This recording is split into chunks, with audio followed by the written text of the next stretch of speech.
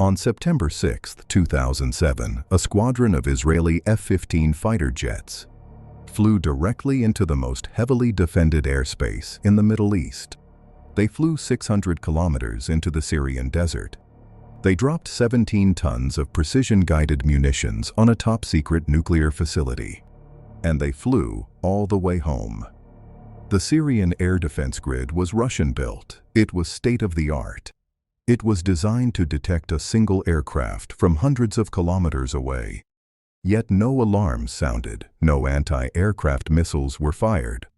The operators in the bunkers were awake. The pretentuai, it's contrition so. Michi wished a trend. They stared directly at their radar screens for the entire duration of the attack. And they saw nothing but calm, empty sky. The jets were not invisible. The computers were lying. This is File 12, The Blind Sky. The intelligence had been building for over a year. Mossad case officers, working sources across 3 continents, had assembled an undeniable picture.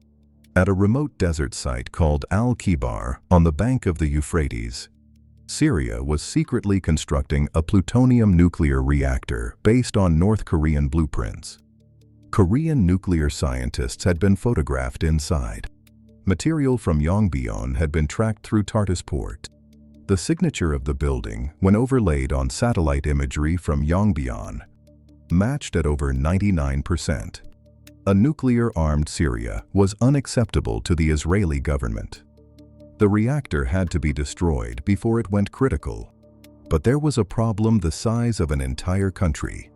The Syrian air defense grid was Russian-built and dense. 8 THEOREM-1 short-range systems and 4 Pechora 2M long-range systems blanketed the corridor between the Israeli border and the Euphrates. Every possible flight path was interceptable. Every conventional approach ended with Israeli pilots being shot out of the sky. Bombing the radar stations first was not an option. The first explosion would be detected within seconds, and the entire region would mobilize for war. Israel needed to fly a squadron of armed F-15s, fully visible, fully physical.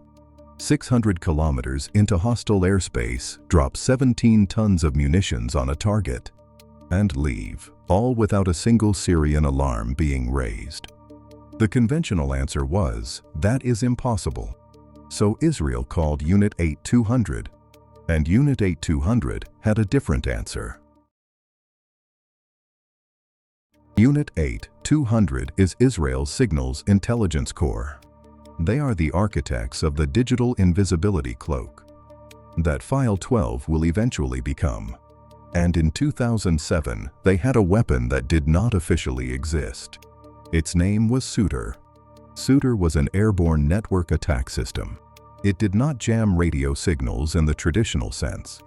Traditional jamming floods the enemy's radar with so much radio noise that their screens fill with static. But static is itself an alarm. The moment a Syrian operator saw static on his screen, he would call it in. And the entire defense grid would mobilize. Israel did not want to alert the Syrians. Israel wanted to disappear. SUTER took a different approach. It treated the enemy's radar antenna as an unsecured network port. Every radar antenna does 2 things.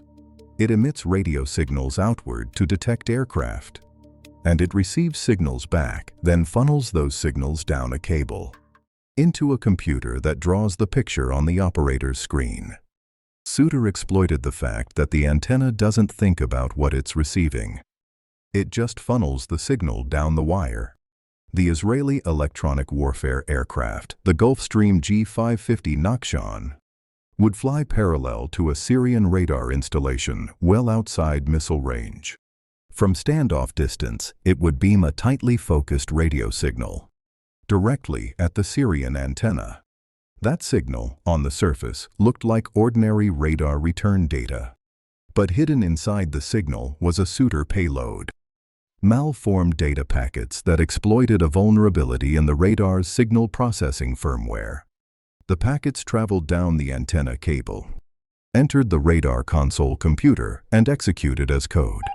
In under half a second, the operating system of the Syrian radar was completely replaced. The screens kept glowing, the sweep kept turning. The operator saw nothing change. But behind the glass, the radar was no longer Syrian, it was Israeli. After 3 months of testing, the cyber weapon was operational. Operation Orchard was authorized. Now Israel just had to fly into the most heavily defended airspace on Earth, drop 17 tons of bombs, and trust that the code would hold. At 23:45 Israeli local time on September 5, 2007, 7 F-15 Eagles took off from Ramat David Air Force Base. They flew north over the Mediterranean, then turned east, then dropped low to follow the contour of the Syrian desert. Each plane carried 2 GBU-15 precision-guided bombs. They had no electronic countermeasures. They had no stealth coding. They flew completely conventionally. At the same time, an Israeli Gulfstream G550 Nakhshan was loitering at high altitude over the eastern Mediterranean. Inside its cabin, a single Unit 8200 operator was watching a target list of 12 Syrian radar installations. He pressed one key. 12 focused radio beams projected outward from the Nakhshan simultaneously. Each beam struck a different Syrian antenna. Within 0.4 of a second, the operating systems of every radar between the Israeli border and Al-Kibar had been replaced. On the Syrian side, nothing visible changed. The screens kept glowing, the sweeps kept turning. The operators kept their tea. But behind the glass, the consoles were now running pre-recorded loops of empty sky. The radar antennas were still physically detecting the F-15s. Radar physics doesn't lie. But the data was being intercepted inside the consoles before it ever reached the screens. The operators were completely awake, completely trained, completely staring at their monitors. And they were watching a movie. The 7 F-15s crossed the Syrian border at full afterburner. Fully visible, fully physical, carrying 20,000 pounds of high explosive. And the Syrian air defense grid did not register a single one of them. 90 seconds to target. At 12:45 Israeli time on September 6, 2007, the 7 F-15s released their payloads. 14 GBU-15 precision-guided bombs converged on the Al-Kibar reactor over a span of 40 seconds. The North Korean blueprints, the construction equipment, the partially completed reactor core, all of it vaporized in a single coordinated thermal bloom.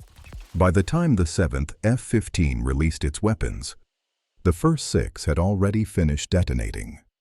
Inside the Syrian bunker, the operators heard a distant rumble. They looked at their screens. The screens were empty. They looked at each other. The bunker commander entered. He picked up a phone to call regional command. And then the Unit 8200 operator on the Nakhshan pressed a different key. In 0.6 seconds, SUTER disengaged. The hijacked operating systems were restored. The Syrian radars suddenly showed 12 real aircraft blips. Already west, already crossing the Israeli border out of Syrian airspace. Already beyond the engagement range of every THEOREM 1 and Pechora 2M battery in the country. The operators stared at the screen. The planes that had never existed for 2.5 hours were suddenly there. And they were already gone. Damascus issued no public statement. Israel issued no public statement. For nearly 7 years, neither government officially acknowledged that anything had happened at Al-Kibar. But months after the strike, the IAEA quietly tested soil samples from the crater. The samples contained anthropogenic uranium. The IAEA's report concluded what every intelligence service already knew. There had been a plutonium reactor at Al-Kibar. And then there had not been one. Operation Orchard was the world's first successful cyber airstrike. The bombs were physical, the planes were physical. The 17 tons of explosives were physical.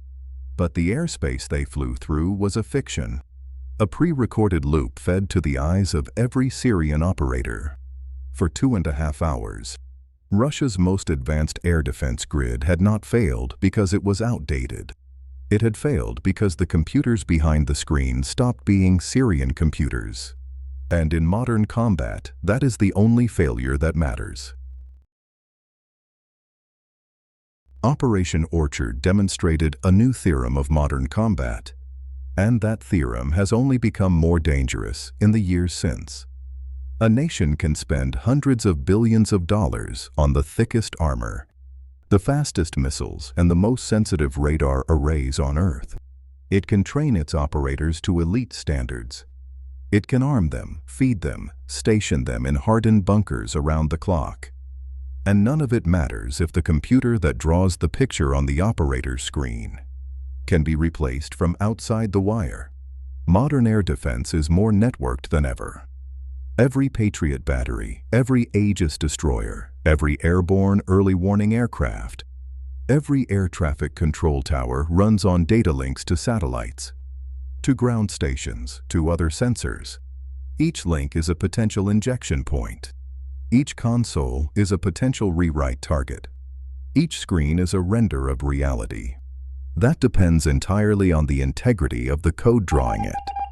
What Israel did at Al-Kibar in 2007. Every major cyberpower has since industrialized.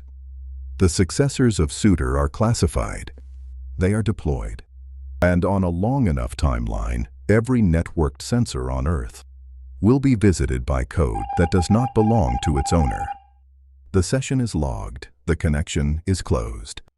The files remain open. The screens you are watching right now, the ones in your home, in your hospital, on your airliner, in your traffic system,